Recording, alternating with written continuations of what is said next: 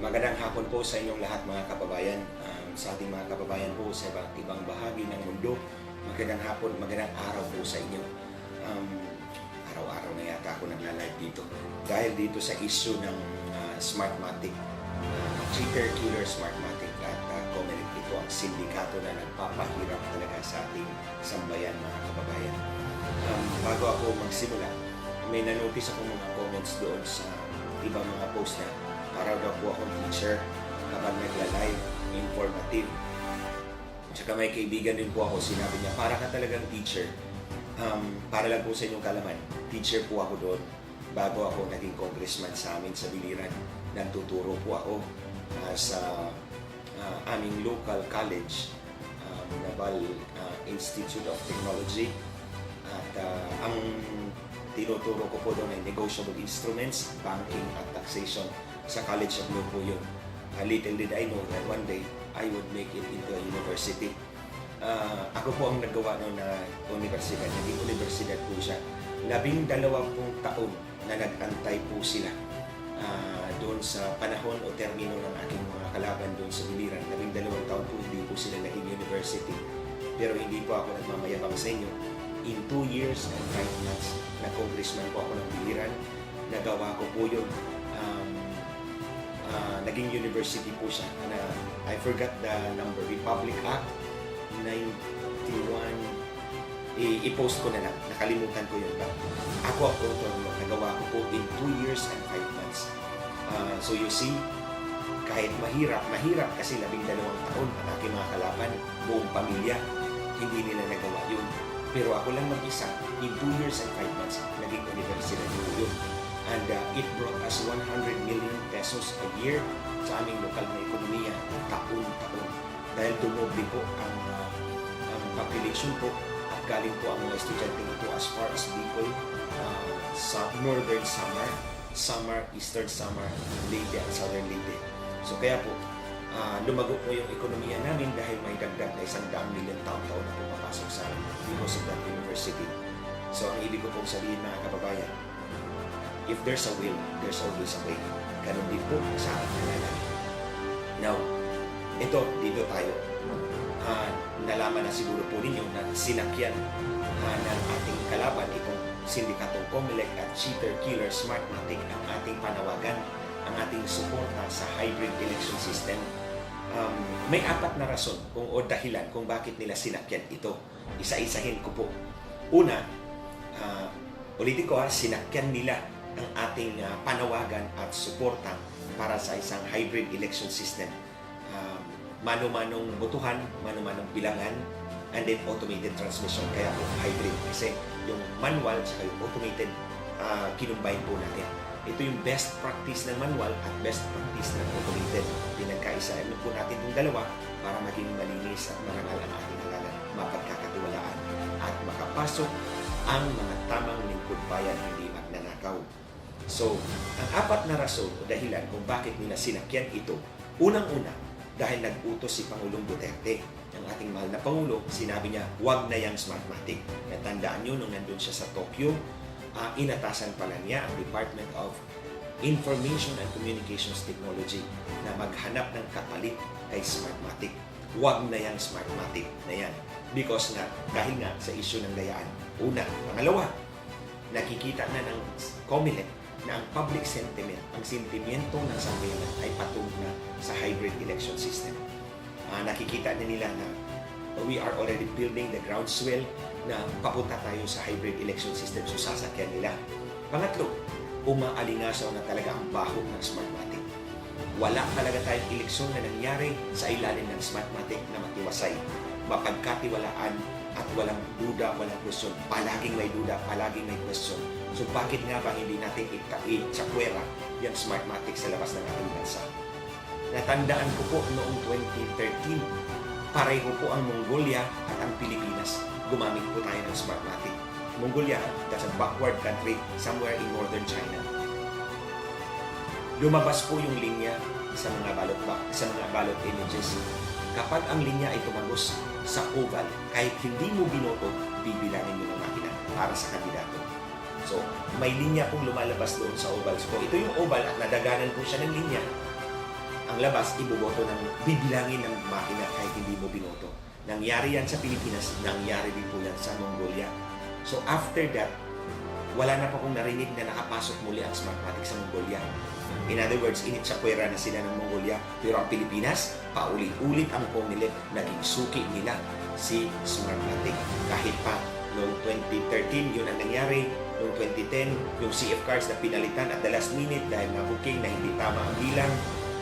Noong 2016, yung kay Vice President Bongbong Marcos na kaso, kinalikot ang server. Ito, yung tao ng Smartmatic, si Marlon Garcia, na siyang kumalikot, kinasuhan yun. Anong ginawa ng Comelec? Nga, hinayaan ang Smartmatic na ilipad si Marlon Garcia pamuntang Panama. Tinago nila para hindi maabot ng ating batas. So ganyan ka-traidor ang Comelec sa ating sambayanan. So hindi na nakasuhan si Marlon Garcia dahil wala na sa ating jurisdiction. Nandoon na sa Panama. Itinago ng Smartmatic. At anong ginawa ng Comelec? Wala. Nga, hinayaan nila. Gayong may criminal offense na nangyari. Dahil ayaw nilang mabuking ang kanilang dayaan. Ayaw nilang mabuking ang pinagkakapirahan nilang limpak-limpak na pera ang kinita nila bawat eleksyon. Na pang-apat, itong 2019 elections, natandaan ninyo, 7 oras, walang resulta. Paglabas, tapos na ang eleksyon, wala tayong nakita. Para bang ginagago talaga tayong lahat sa harap. Pinapaniwala nila tayo. At now is over. Yung panlili lang nila, tapos na po yun. Didemolish natin yan ngayon. Sasagutin natin sila. Yung pang-apat, sinakyan nila ang ating suporta sa hybrid election system dahil gusto nilang sirain ito. Ito ngayon ang sasagutin natin sa kanila. Gusto nilang sirain. Pinalabas nila na napakamahal ng hybrid election system. Huwag po kayong maniwala dyan, mga kababayan. Sasagutin natin yan ngayon. So, muli, 4 ang dahilan kung bakit sinakyan nila ito ngayon. Itong sindikatong Comelec at ang cheater-killer Smartmatic. Una, may utos ang Pangulong Duterte. Huwag na yung Smartmatic na yan. Pangalawa, public sentiment papunta na sa hybrid election system. Pangatlo, umaalingasaw na talaga ang baho ng Smartmatic. Basang-basa na po, hindi nakatanggap-tanggap. At pang-apat, gusto nilang sirain ang hybrid election system. Okay. So ngayon, dito tayo sa tangka nilang sirain ang hybrid election system. Pinapalabas ng sindikato ito. Noong hearing sa committee ni Senator Amy Marcos, nagsalita doon si Commissioner Casquejo. Siya ang point man doon, si Casquejo. Pinapalabas nila na mahal daw ang hybrid election system. Nasa 24 billion pesos hanggang 27 billion pesos yata ang gagastusin. I beg to disagree. Kaya nga po mga kababayan, hinamon ko ito.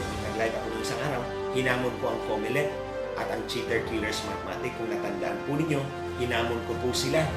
Magdebate tayo sa issue ng itong hybrid election system. Okay, kayong 7 komisyoner ng Comelec, isama nyo na yung executive director ninyo, isama nyo pa lahat ng mga banyagang Smartmatic dyan, isama mo pa si Acralo dyan, tapos inyo pa lahat ng audience. Kung gusto niyo punuin nyo yung Philippine Arena, sa inyong lahat ang tao. Ako lang ang staff ko at ang security ko. Tingnan natin. Pero mga kababayan, sinagot ba tayo? Hindi. Ayaw nilang humarap. Kahit magpaputol pa ako ng daliri, hindi haharap ang sindikatong Comelec at Smartmatic sa mga debating tulad nito. Dahil mas lalong madidiin sila, lalong malilibing sila. And they will not do that. Luluhin na lang nila ang kanilang pride. So ito mga kababayan, nakita ko po roughly, hindi ko pa naman nakita ang lahat at hindi pa ito ang katapusan ng pagdurog natin sa sindikatong ito. Gagamit daw sila ng scanner. So ang ibig sabihin, ang iyong balota ay dadaan pa rin sa makina kasi may scanner eh. So dadaan ka pa rin sa makina. And then may projector. At the end of the day mga kababayan, hindi mano-mano ang bilang nila. Automated pa rin. Kaya nga sabi ni Casquejo, automated manual count. Paano ba nagkaroon ng automated manual count? Yung automated count at yung manual count, they are inconsistent. Hindi yan sila magkapareho. They will not merge together. They are opposed to each other. Diametrically opposed. Kasi isa automated, the other is manual. Ang ginawa pala nila, redundant system. May may mano-mano, meron ding automated. Bakit dinoble-doble? Because gusto nilang ipakita na mahal ang hybrid election system. That is the insidious manner by which nilindang po nila tayo. Dinoble-doble nila yung sistema para lumaki, lumubo masyado yung gastos at hindi nyo nasusuportahan ang hybrid election system. Mali po yun. Panlilindang po yan ng Comelec at Smartmatic. Sindikato nga talaga itong dalawang ito. So, dito tayo mga kababayan. Meron ako ipapakita sa inyo. Ito po yun. Comparison po siya. Okay, comparison po siya mga kababayan. Ito po ang hybrid election system ng sindikatong Comelec at Cheater Killer Smartmatic. Ito naman po pula, ito po yung People's Alliance for Clean Elections in the Philippines na hybrid version. Dito sa Comelec, dito sa sindikato version, tawagin ko lang po sindikato version. Dito po sa sindikato version, 100,000 lang ang presinto nila. Sa ating po, People's version, 400,000 ang presinto. Dito, makikita natin ha mga kababayan. Sa kanila, 100,000 lang ang presinto sa version ng sindikato. Sa version ng sambayanan, 400,000 presinto yan. Dito, may makina. Sa sindikato, may makina sa dulo. Kaya magsisilbi pong choke point. Para bang imbudo na isa-isahan na lang sa dulo. So, meron yan sa kanila. Sa atin po, wala pong makina sa dulo. Kaya walang choke point. Therefore, dire-diretso ang botohan. Walang maaantala, walang dilis. Tuloy-tuloy ang botohan. Kaya nga po, dito, naaantala ang botohan sa sistema po ng sindikato. Pero sa atin po, sa People's Version, tuloy-tuloy po ang botohan. Kaya dito, dahil naaantala ang botohan, dito sa bersyon ng sindikato, super haba ang pila. Di po ba? Nakikita niyo po yan. Mula pa ng 2010, 2013, 2016, 2019, ang pila ay hindi humupa. Ang pila ay pahaba ng pahaba. Yan ang sistema ng sindikato. Pero sa People's Version, halos wala na pong pila.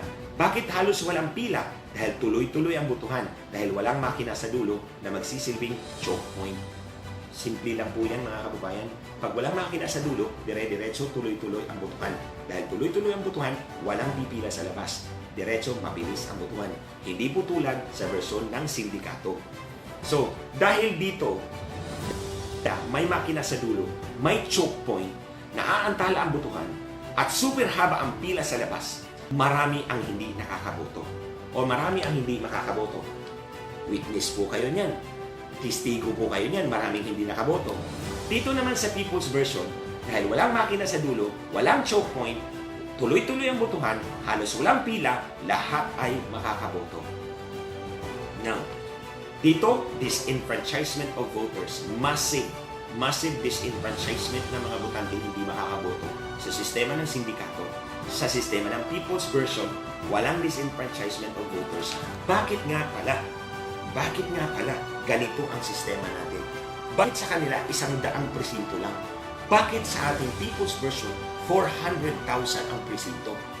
Halos apat na beses. For every isang presinto sa kanila, may 4 tayo. Bakit ganun? Bakit kailangan lagyan pa ng makina sa dulo? Dahil po, ganito yan. Mas pabor sa mga magnanakaw ng boto kung marami ang hindi makakaboto. Tandaan po ninyo yan. Pag marami ang hindi makakaboto, mas pabor po yan sa kanila. Bakit? Dahil yung hindi nakaboto ay pwede nilang gamitin ang boto noon para idagdag doon sa mga kandidatong nagpad sa kanila. For example, 10 ang botante sa presinto. Okay? 10 ang botante sa presinto. Halimbawa lang. Pero dahil sa haba ng pila, 4 lang ang nakaboto. Yung 6 ay hindi.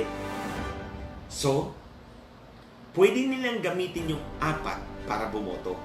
Iboboto nila doon sa kanilang kandidatong kliyente o suki. 2 ang hindi nakaboto. So, originally, 10 ang botante sa presinto, 4 lang ang nakaboto dahil sa haba ng pila. Pero, may 6 na hindi nakaboto. Pwede lang pabotohin itong 4. 2 na lang ang hindi. Paglabas ng resulta, 80% ang 4 bumoto, ang 4 binoto nila. So, 80% ang turnout rate, acceptable.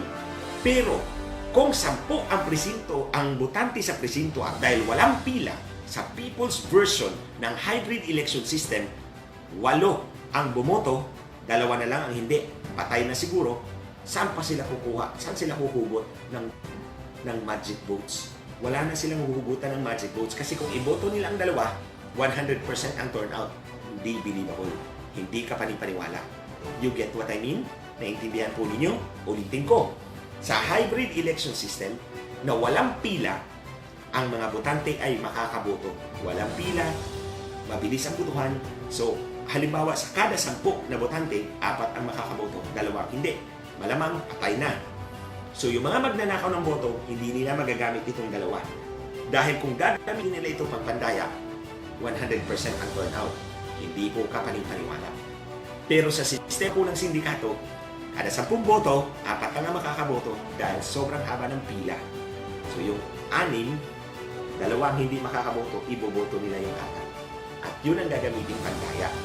Kaya malaking negosyo, cottage industry, pero bilyon-bilyon po.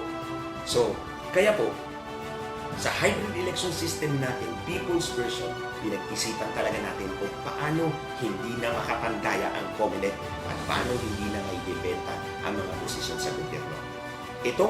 Itong massive disenfranchisement of voters, dito posibleng kukuha ng maraming boto, botante. Hindi sila nakaboto, pero pwede silang iboto ng sistema dahil hindi natin nakita kung paano bibilang ang ating boto. Si makina lang ng Smartmatic ang marunong. Ang makina lang ng Smartmatic ang marunong kung paano niya binilang ang boto. Paano niya inallocate yung boto ayon sa balota mo. O pwede niyang baguhin yun. Now, yung mga hindi nakaboto, pwedeng idagdag yun.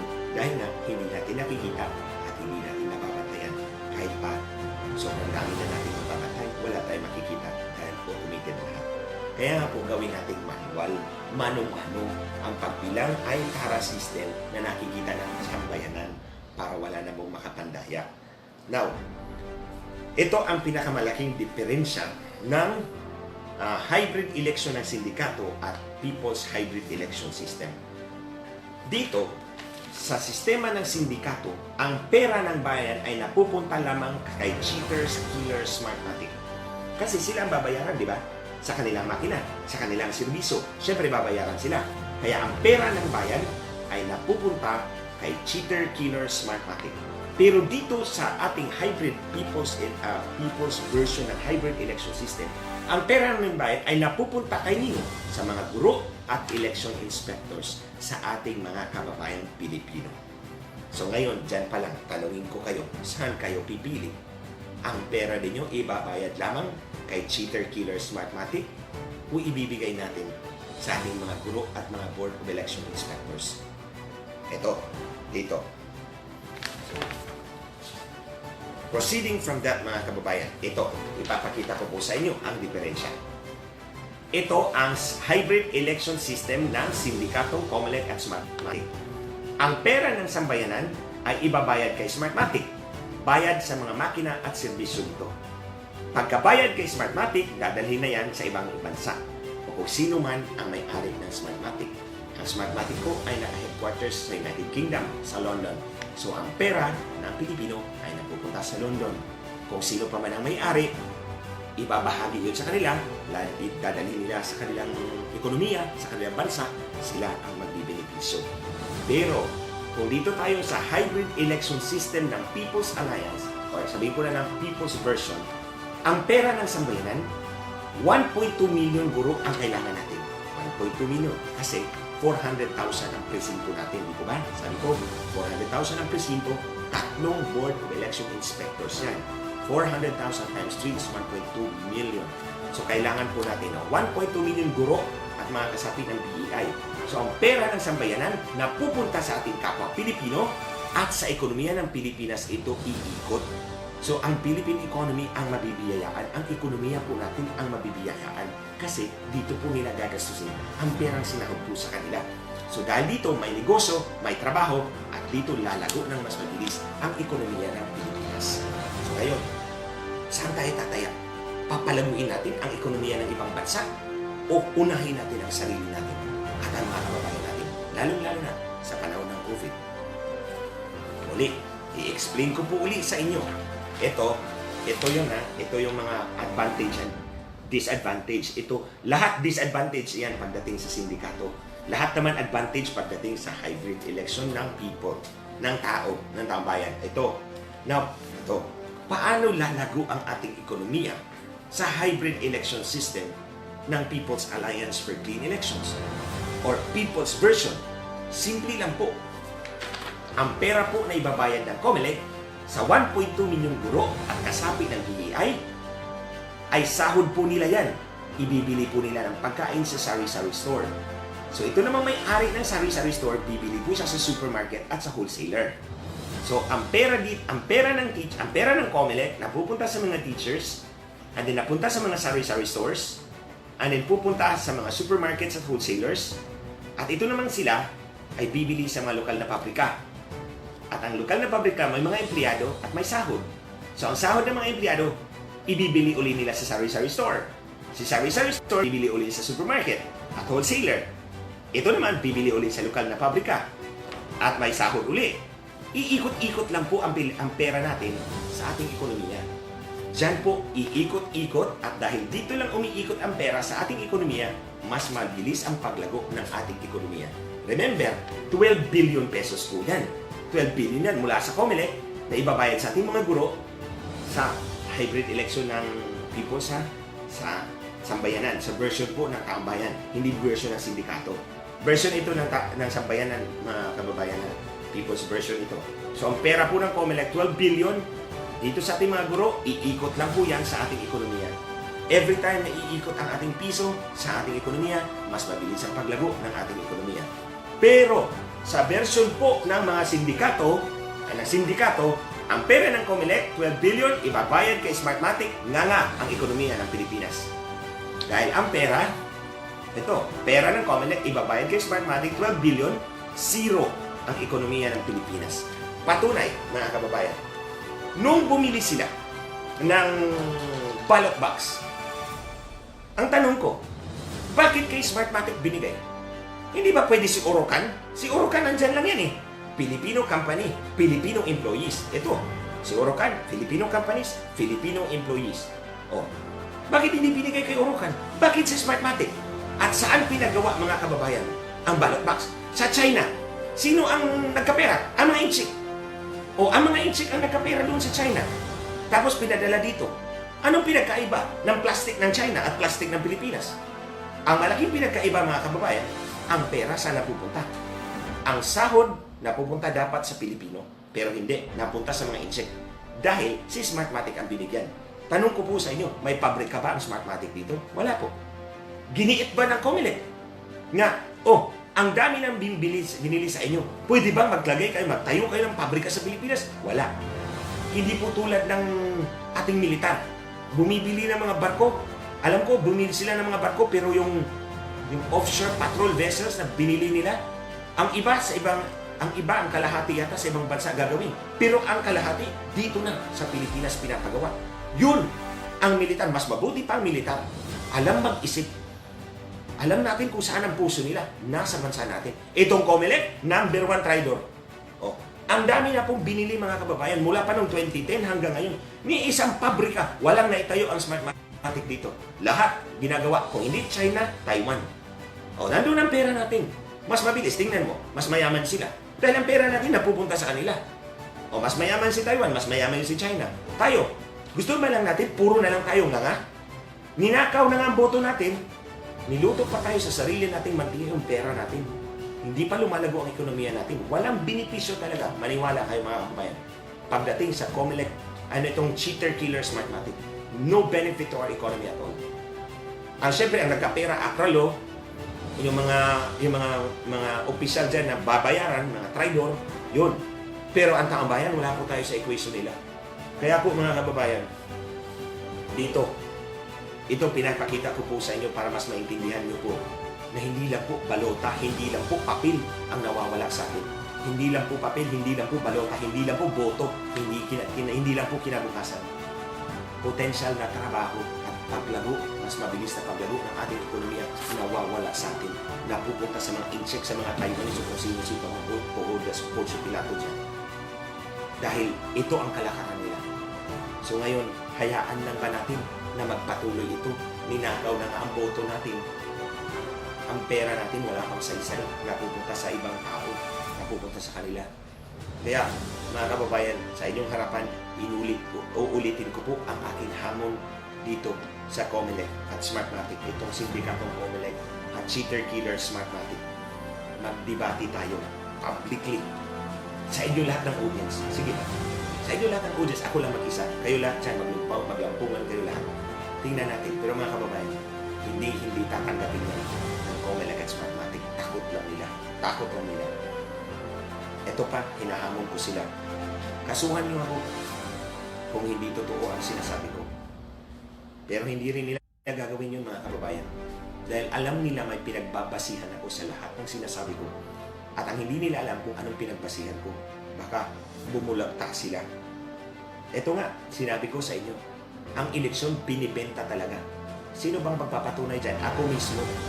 Regional Director sa amin, 5 beses akong kinulit. Nagbibenta ng eleksyon. Pinuntahan ko dito sa Manila.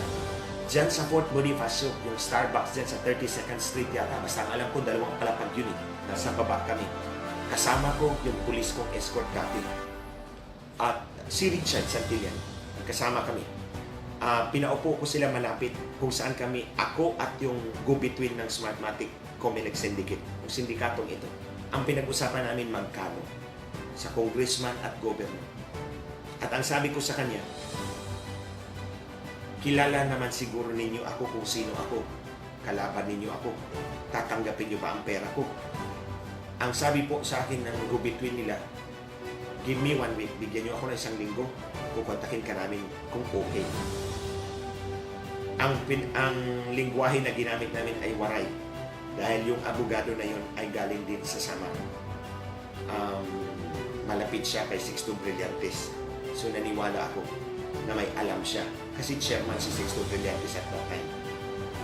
After 1 week, hindi na po tumawag. Siyempre, alam nila, bibitagin ko lang sila. So, hindi kami aabot sa puntong iyon kung hindi sila seryoso. Hindi pa siguro nila alam kung sino ang harap sa kanila. That's why hinarap nila ako. Pero nung nakita nila ako, si Glenson yan, baka bibitagin nila tayo. So, ito, shinare ko po sa inyo lahat, mga kababayan.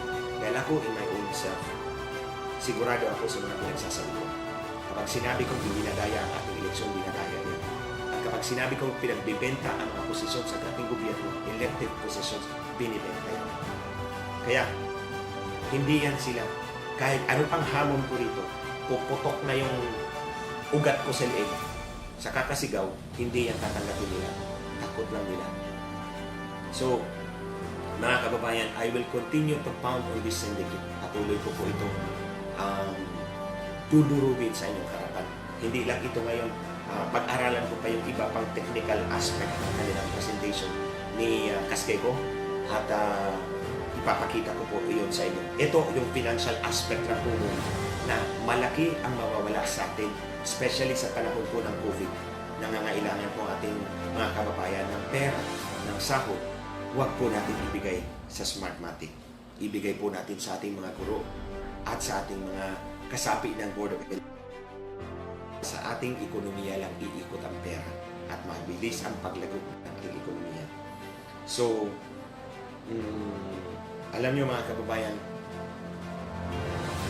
kahit ilang beses ko pang hahamunin itong sindikatong Comelec at Cheater Killer Smartmatic, hindi nila ako kakasuhan at hindi sila haharap sa isang public debate. Dahil alam nila, I have 10 years worth of experience and materials and information. Hindi lang dito, out in the field, na hindi ko pinalabas. Because I'm preparing for that day na maging desperado sila. Pero hindi ko po in-expect na aabot po sa puto ng dahas at pagpatay. At yun nga po, pinatay po, pinorture, pinahirapan, pinatay si Richard Santillan, ang aking kinakapatid. Dahil gusto nila akong saktan, gusto nila akong takutin, they want to crush me, they want to destroy my spirit. But then, hindi nila alam my Diyos. Probably God has given me so much inner strength that I can survive, and I survive. So, ginamit nila ang mga pulis para hindi ako umalma at wala akong chance na lumaban. Pero po mga kababayan, sa inyong tulong, nagawa po natin ito. Marami pong salamat sa inyo noong panahon na 1 million candle rally tayo sa Quirino Grandstand for Richard Santillan sa kanyang ika-14 na pong araw na pagkamatay. Nakita ko nila yun. And now, patuloy tayong lalaban sa kanila. Ito, bilang panghuli, address ko naman po ito dyan sa mga konsentidor sa Police Regional Office 4A. Hiningi ko po kay Colonel Deposita ang record po ng kaso ni Richard Santillan. Ebidensya po ang pinag-uusapan natin dito, Colonel Deposita. 3 beses ko na po hiningi ito sa inyo. Pero ayaw nyo talagang ibigay. Kayo dyan talaga sa Police Regional Office 4A, Calabarzon. Diba? Sabi ko, yung pagpatay kay Prosecutor Sinados, dyan kayo magsimula, mag-inquire sa Laguna, sa teritoryo ni Pitalio, Colonel Pitalio, ang provincial director dyan. Kasi dyan galing ang mga mamamatay tao na tumambang kay Prosecutor Sinados. Yung prosecutor din, na nakabangga ng mga pulis na pinatay din in broad daylight. Sharpshooter ang pumatay nito. So kayo dyan sa Pro 4A, alam niyo kung sino sharpshooter?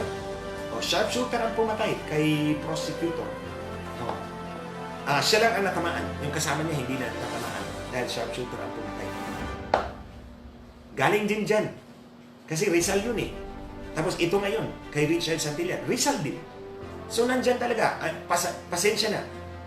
Ang pinakamarami sigurong tiwaling pulis ay nasa Pro 4A. Police Regional Office 4A, Calabarzon. Nandyan ang pinakamarami. Yung 17 na pumatay kay Richard na hindi pa sumuko, yung isa na tigok na, yung 2 sumurrender, nandyan din nagtatago. At hindi isusurrender ng pulis. So patunay yan sa inyo mga kababayan na itong mga tiwaling pulis, mga sindikato itong nasa loob mismo ng Philippine National Police at pinagsisweldohan ng taong bayan. But one day, mababago din yan. Kailangan po nating magtulungan. Kaya ikaw, depositar, Kernel, ikaw yung pangsyam na Kernel na kakasuhan ko. Hindi na kita susulatan, doon na tayo sa ombudsman magkikita.